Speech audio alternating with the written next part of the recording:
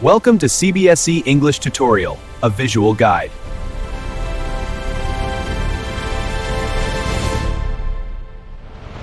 All right, let's jump right into a really beautiful and honestly pretty profound poem by Pablo Neruda called Keeping Quiet. It all starts with a very simple request, but one that, as we'll see, might just have the power to change everything. So the poem kicks off with this really clear but kind of weird instruction, right? Neruda just asks all of us together to count to 12 and then just be still. He's not asking for anything crazy or complicated, just a short, collective pause. I mean, think about it. Our world is all about go, go, go, constant motion, always being productive. So why on earth would he ask us all to just stop? That's the big question, and it's exactly what we're going to unravel here. Okay, so first up, a strange request. Let's really get into the power of this pause and what the poet is trying to accomplish. See, this isn't about being lazy or just doing nothing. It's about a silence that's actually productive, that's powerful. Neruda's whole idea is that if we can just pause all our frantic running around, we create this amazing space for quiet introspection.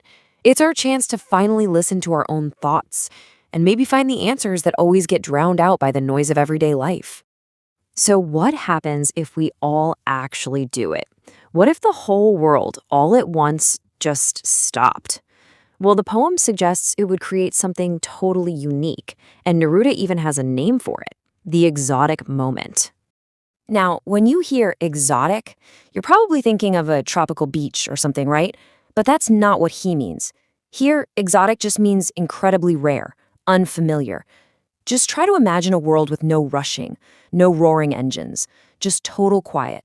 Neruda thinks this would spark peace, a feeling of brotherhood, and this strange, powerful sense of togetherness.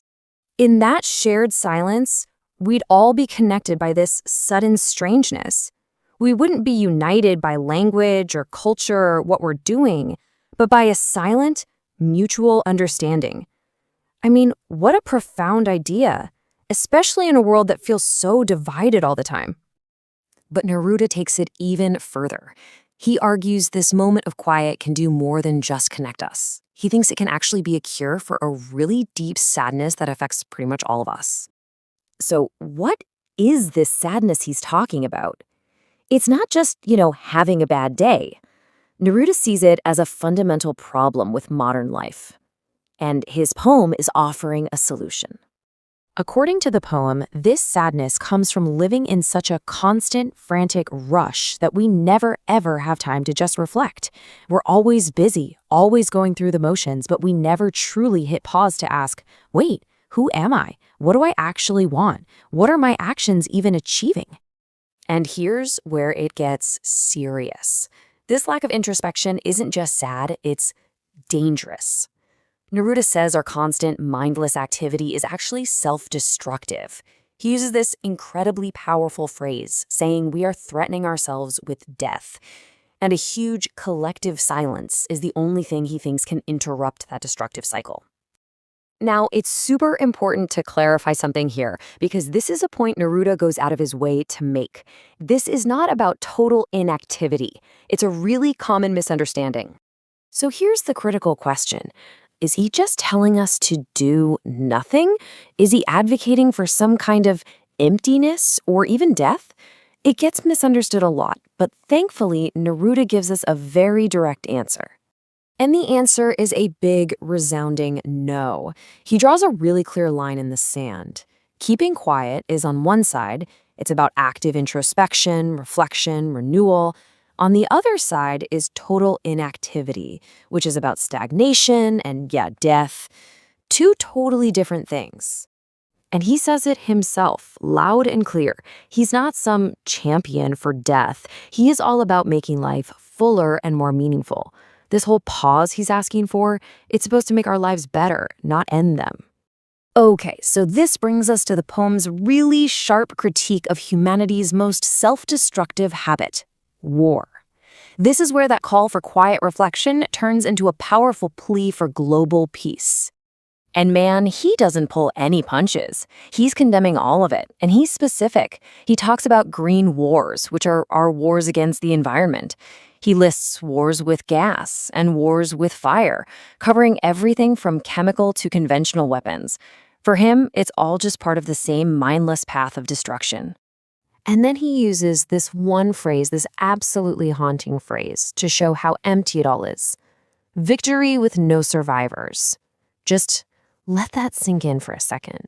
This is where you see the profound irony he's pointing to. I mean, the whole point of a war is to win, right? But if your victory leaves no one left alive, what did you actually win? It's a victory that's completely hollow, totally meaningless. It's a win that is, in reality, a complete and total loss. So, after that incredibly stark warning, the poem shifts gears. It doesn't leave us in despair. Instead, it offers us a really powerful symbol of hope, a lesson we can learn from the natural world around us.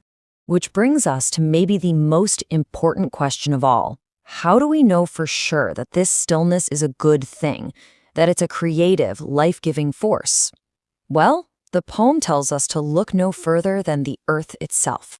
The earth is the ultimate teacher here. Think about it. In the middle of winter, everything seems dead, right? The ground is cold, frozen, still. But is it dead? No way. Underneath that quiet surface, life is just gathering its strength, getting ready for the big comeback in spring. The earth literally shows us that stillness isn't an absence of life, it's a preparation for it. And that's the perfect metaphor for us. Our moment of quiet introspection is like a tiny seed. It might look like nothing's happening, but inside, that's where the regeneration happens. That's what can lead to a more peaceful, more constructive way of living. Stillness, it turns out, is just another word for potential. And so, that brings us right back to the central challenge of the poem. Neruda has laid out his whole case for the power of the pause, so now the question really is for you. In this world that never ever stops, what could you discover in just one moment of silence? Thank you for watching. See you again in a bit.